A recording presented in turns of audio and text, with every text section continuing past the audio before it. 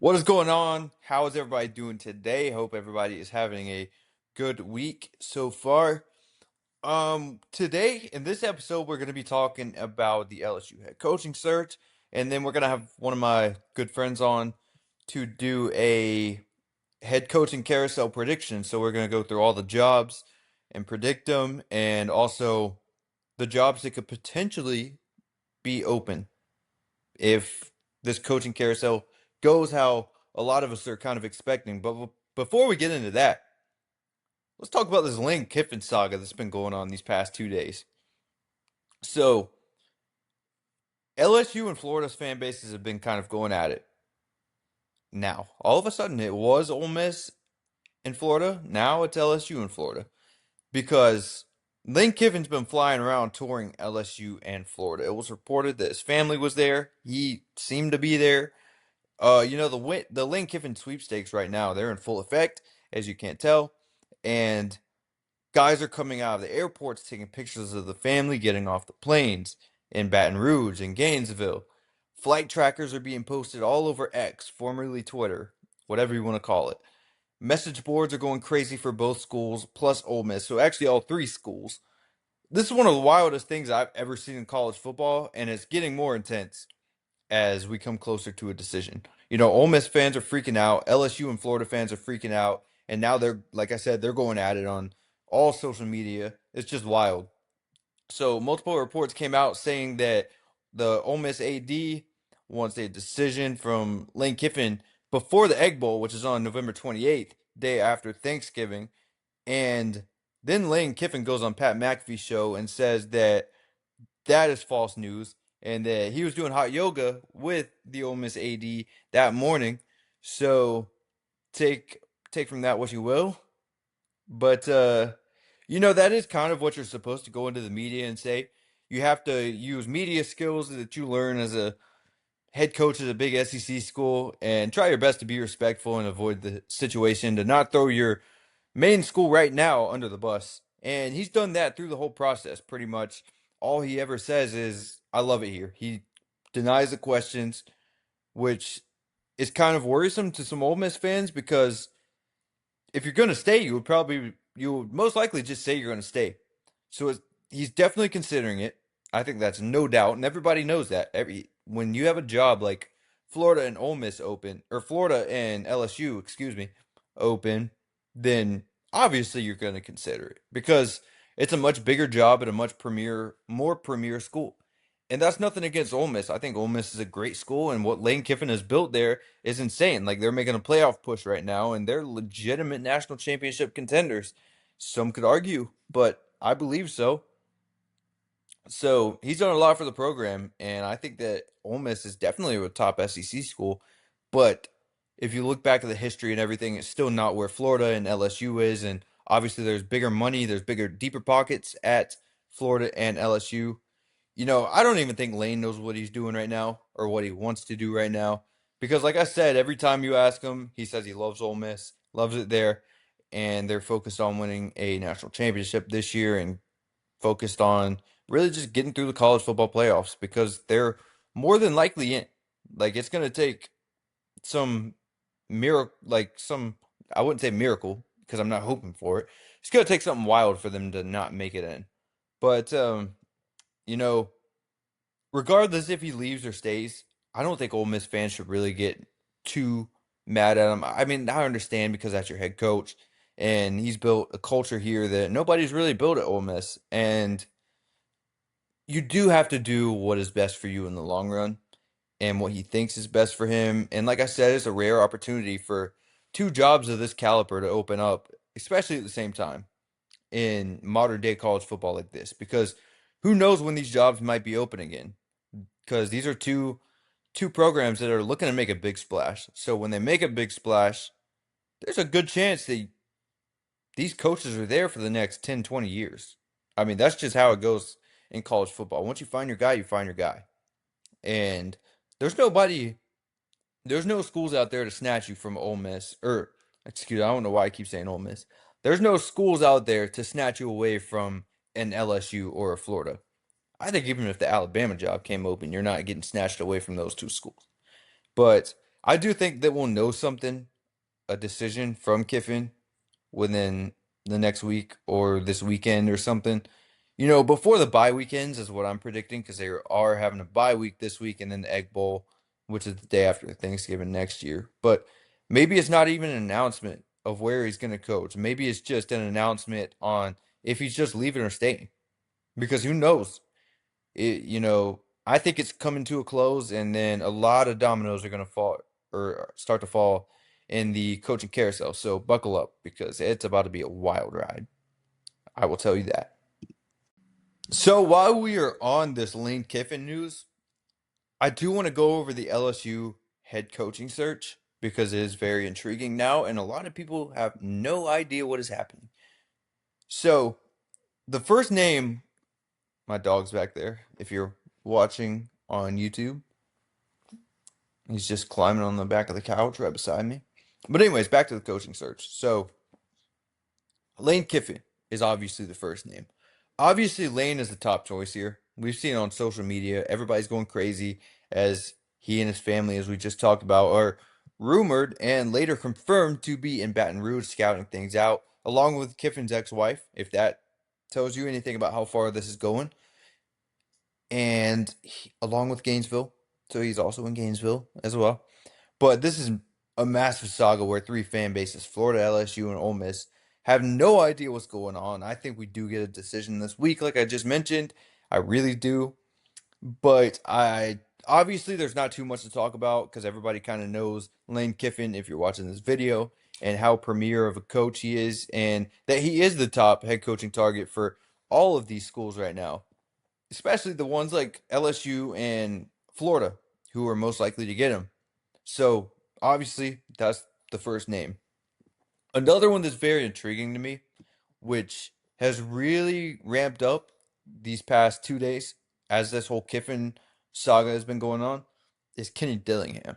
So Kenny Dillingham, he's a candidate that I don't really hear being talked about as much as I thought he would for this job because he's done such a great job at Arizona State, taking them to the college football playoffs and almost knocking off and upsetting in Texas in the college football playoffs last year. But, you know, go look at the betting odds right now. Despite all this Kiffin drama going on, Kenny Dillingham has now emerged as the pretty heavy favorite on some betting platforms to land the job in Baton Rouge. There's some betting platforms out there where Kenny Dillingham is a minus 300 favorite. I know in the coaching searches this doesn't mean much because, I mean, we see it all the time. The favorites usually don't get the job in these coaching searches. At least last year they didn't. Um, but who knows? Because if they can't get Kiffin, say if Kiffin does go to Florida, where do you turn then? That's kind of what we're talking about right now. And minus 300 is pretty hefty. So that kind of leaves you to what does Vegas know that we don't? Do they know something that we don't? And despite this, the odds, the minus 300, they went up this high during this whole Lane Kiffin thing. This is while Kiffin's family was pictured in Baton Rouge. So that's very interesting and something to kind of keep an eye on. But um, you know, um, yeah, I don't really know where to go from here other than I mean, Kenny Dillingham is the leading favorite to get the job right now. And let's add a little bit of fuel to the speculation here. The day after he emerges as the favorite, Pete Nakos from On3 reports that Sam Leavitt is likely leaving from Arizona State and will be going to play for another school or the NFL draft, but it seems more likely that he's going to be in the portal, going to another school. If there's something that we don't know yet, this could be a sign. I don't know what it's adding up to, but things are starting to add up. Maybe Sam Leavitt knows something that we don't. It's kind of weird that Vegas puts Dillingham as a minus 300 favorite. His name has been thrown around a lot in these coaching searches, although Arizona State is Dillingham's alma mater. So would he leave there? I don't know. I think you do for a job like LSU, and I think despite it being your alma mater, you kind of have to. like I said, that the pockets are so deep there. It's such a premier job that you're just not going to get another opportunity like that. And you have more of an odds, or you have better odds to win a national championship at LSU than you do at Arizona State. And that's just, I think anybody could agree with that. But it is kind of weird that this report came out right after Dillingham became the minus 300 favorite to take the LSU job. So, very interesting there. So, the next name that we're going to get into is Joe Brady. He's been floated around a lot for obvious reasons. You know, he helped coach and develop Justin Jefferson, Joe Burrow, Jamar Chase, and more of that talent that was on that national championship squad that year. Arguably the best team in college football. I would say they're pretty easily the best team in college football. I mean, they kind of blew everybody out of the water that year. You know, now the offensive coordinator in Buffalo right now, also with Josh Allen. So look at that from the outside. Elite offensive mind. Not to mention, he just took Josh Allen's offense and won Josh Allen an MVP. And they've been to the AFC Championship multiple times in the past few years. But, you know, like I said, elite offensive mind. But the question is, will he take a job in college? And if he does, it probably is LSU. I personally think that he will get offered an NFL job as you start to see some of these NFL jobs open. You know, you saw the Titans open earlier in the year. We saw the Giants open last week. Um, Miami's most likely opening up, and then some other ones. Like there's going to be a few open NFL jobs, and I think Brady will be interviewed for mostly all of those. So it's kind of weird whether he does go coach in college or whether he stays the offensive coordinator in Buffalo because he did turn down some head coaching interviews last year, or whether he takes a job in the NFL. But um, another thing here with that is Brady has mentioned in the past that he doesn't like the idea of recruiting. So it kind of makes sense that he would just stay in the NFL because you don't have to do you don't have to recruit in the NFL. It's all built from the general manager. You're not having to go to all these high schools and make all these phone calls and recruit these kids in.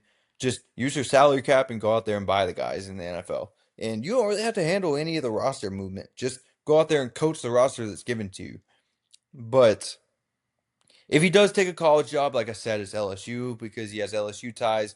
And like I've mentioned with all of these, the opportunity is just like no other, unless you're getting offered like an Alabama job. But I think you put an LSU job up there in the same tier or almost the same tier as the Alabama job. Probably not the same tier because obviously, for obvious reasons, Alabama probably is the most premier coaching job in college football. But LSU's not as far behind as people think. And another thing here is there are some risks because he's an offense coordinator, no head coaching experience. So do you want to go that route? Because this is a program trying to win now, obviously. You can go out there and hire almost anybody in the country that you want to. Almost. So do you take the risk in hiring a guy with no head coaching experience, although he was super successful in your program already? I just don't know. I feel like this is an LSU program that really can't miss on this next hire. So they need somebody out there with experience, and I don't really see them taking the coordinator route. But Joe Brady is a name to kind of monitor, although I don't see that one happening.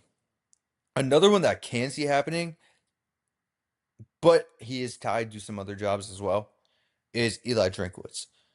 So this is one who was a hot name really early in the cycle and then kind of died down after a few losses.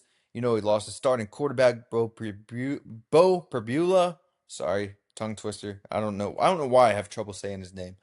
Bo Perbula lost him against Vandy, and the team hasn't looked so hot, but they're still winning. They're still winning football games. And I think Drink is being massively slept on because of that. And, you know, the reality is he's probably going to be one of the top choices for Florida if they can't get Lane Kiffin.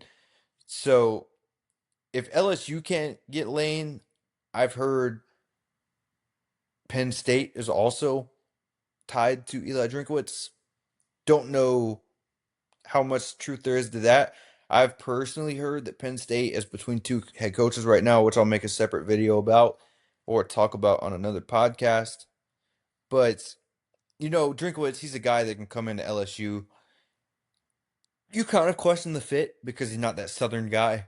He's got a little bit of a nerdy swag that you don't really see much at LSU. You don't see much of that vibe at LSU. So will he fit? I don't know. The personality, the culture fit. I don't know. His personality's good. I will say that. But LSU, you need a certain personality.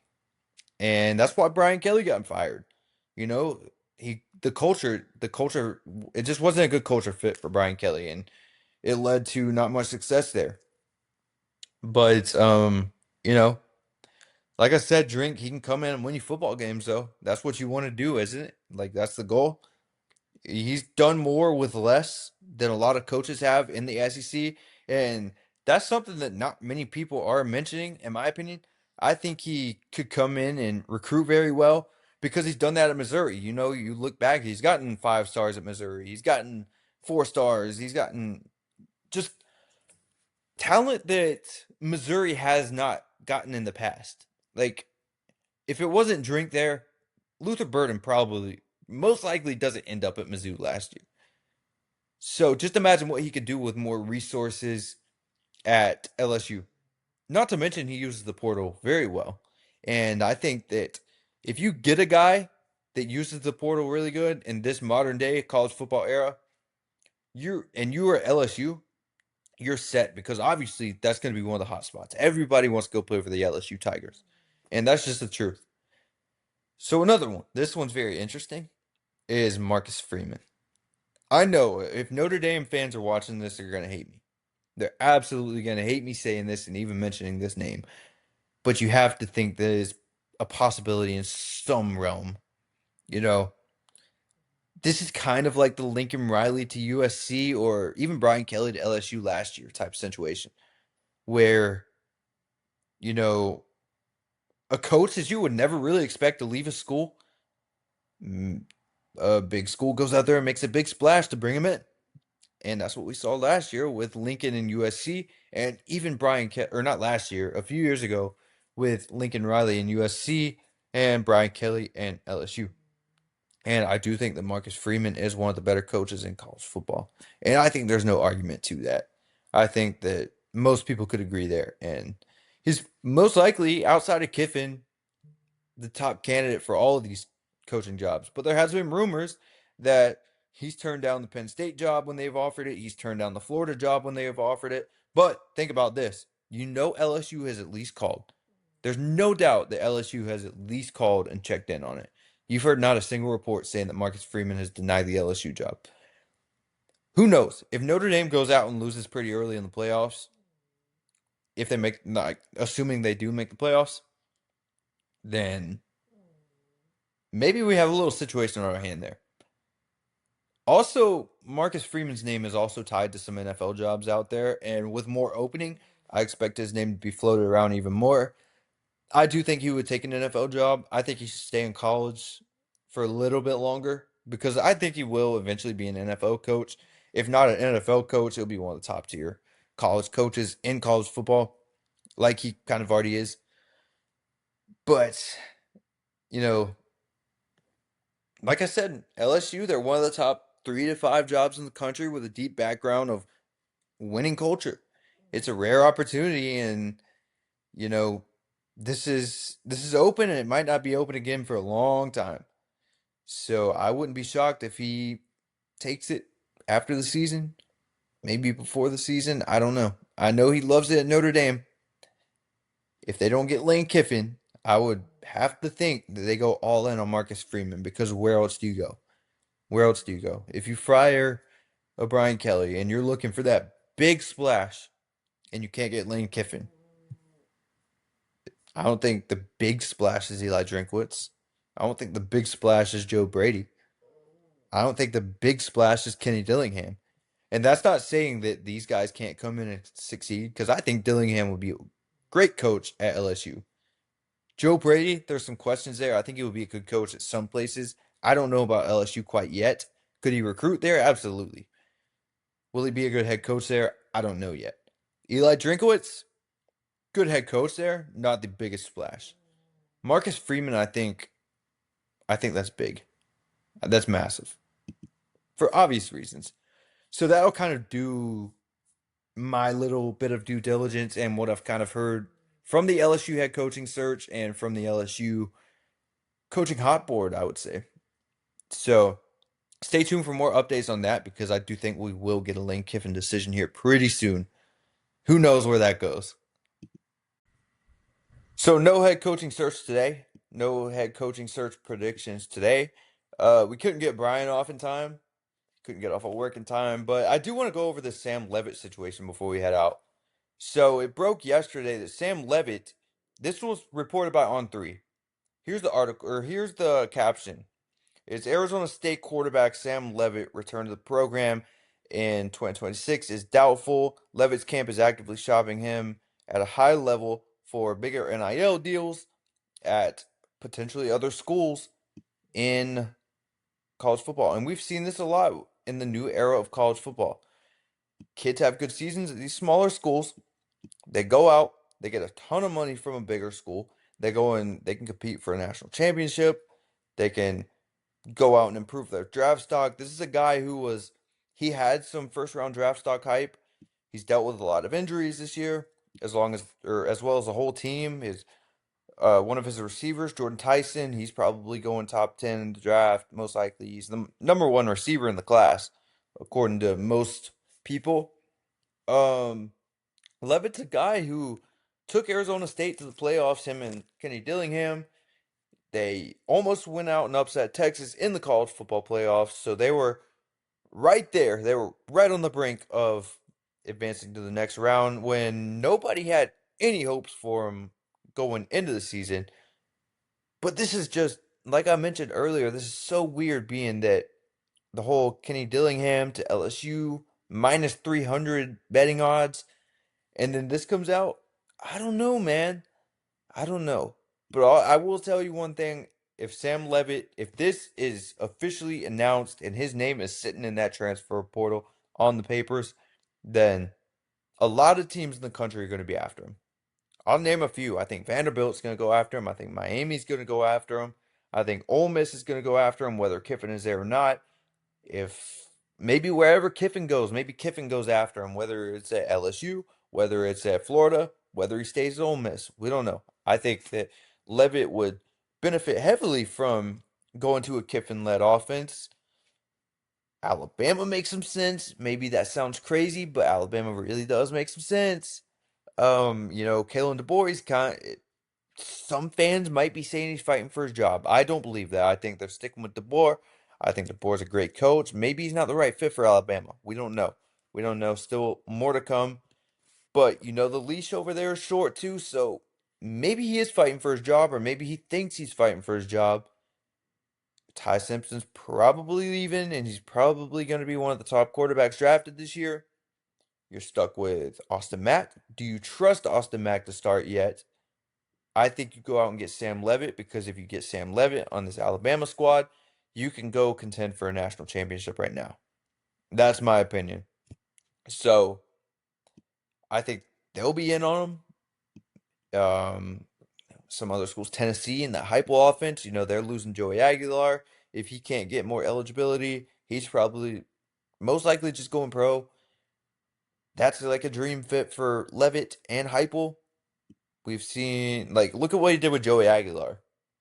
That worked out good for you. I'd say Sam Levitt's a much better quarterback than Joey Aguilar. Maybe that's a hot take. I think he is. Now put him in that Tennessee system that Joey Aguilar just thrived in. Let's see what Sam Levitt's made of. But yeah, man, there's a lot of different directions that we can go here. I think it's very interesting. But what's even more interesting is right after this did get announced, then there was a text that came out that was all over Twitter. It was supposedly Sam Levitt's agent, which is his brother, I believe, saying that none of this is true. He don't know why it was reported, but he did also say in the text that they are kind of actively shopping. They're shopping around. All the text said was, "We have not left the program," pretty much. That's pretty much all it said. So I think it's pretty much all but confirmed that Sam Leavitt is most likely gone, and he's most likely going to end up at one of these big schools. And you'll hear his name a lot, and he'll probably have some major draft buzz next year. This is a guy who transferred from Michigan State to Arizona State, wasn't heavily recruited out of high school. He's from around that Oregon area. So that's another interesting landing spot is Oregon. If Dante Moore leaves, which I've heard mostly that he's going to go back to school, improve his draft stock even more, although he would be a top pick already. Maybe he does look at his draft stock and says, "That's looking nice. I'm gonna go get paid. I'm gonna go play in. I'm gonna go pro." I don't know. If he does, Sam Leavitt's here. I think Oregon would push pretty heavy for that. Dan Lanning and Sam Leavitt would be a great fit as well. We saw Dan Lanning go out and get Dylan Gabriel. That worked out pretty good. Wasn't elite. I think Leavitt's a much better quarterback than Dylan Gabriel was. I don't think Gabriel was that elite of a quarterback, but he looked great in that Oregon system, as a lot of quarterbacks do. Imagine Sam Leavitt over there. That's all I have. That's all I have for the Sam Leavitt situation. But as we get more news on this and some more portal destinations or transfer portal big name players, then I'll do some updates. We got a lot of college football stuff coming up. So stay tuned for the next podcast because we will have that head coaching search predictions, which I'm super stoked for. I have some crazy stuff cooked up. But yeah, take it easy, everyone.